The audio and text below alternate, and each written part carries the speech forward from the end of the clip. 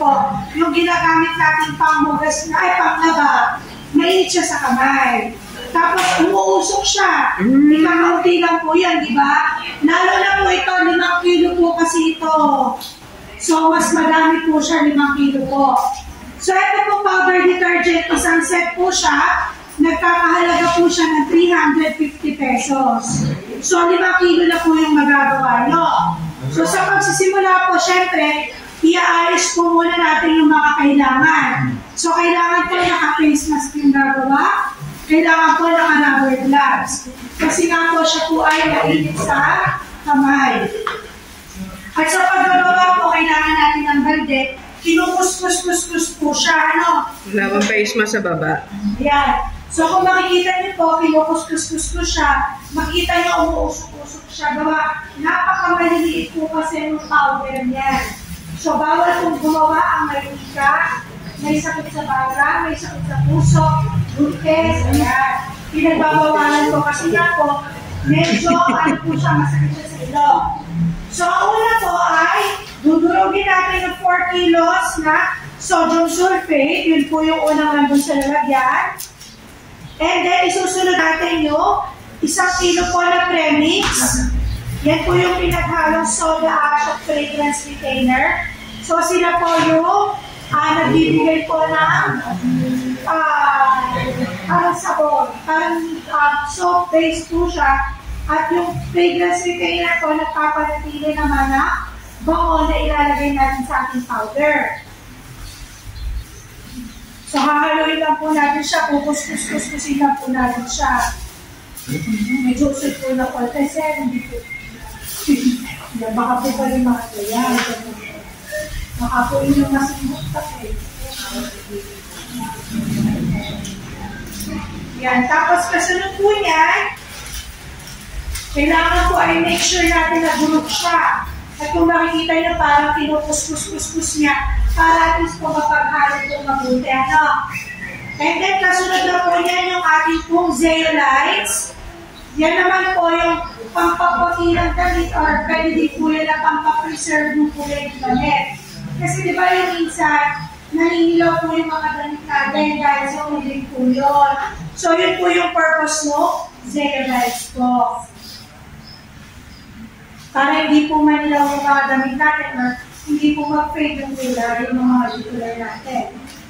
And then, meron po tayong CFAS or cocoa fatty acid solution. Ayan naman po ay pampabulat.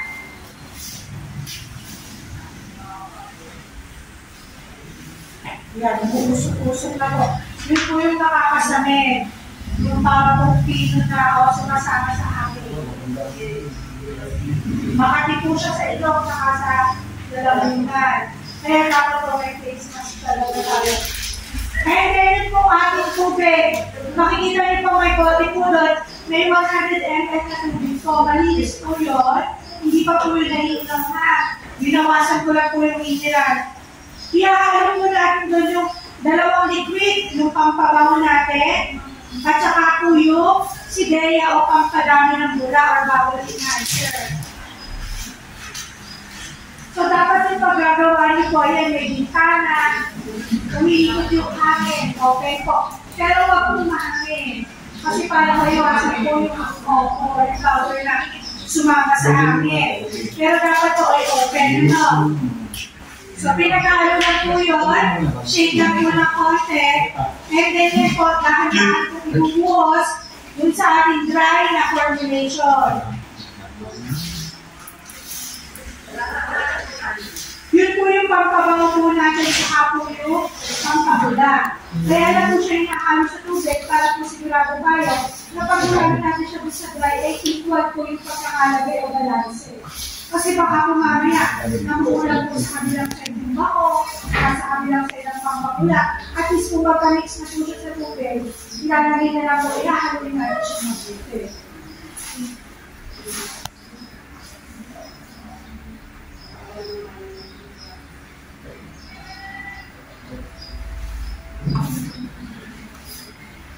So, continuity po yung gagawin ng ating video. Para sigurado po tayo na nahalo din natin siya mabuti.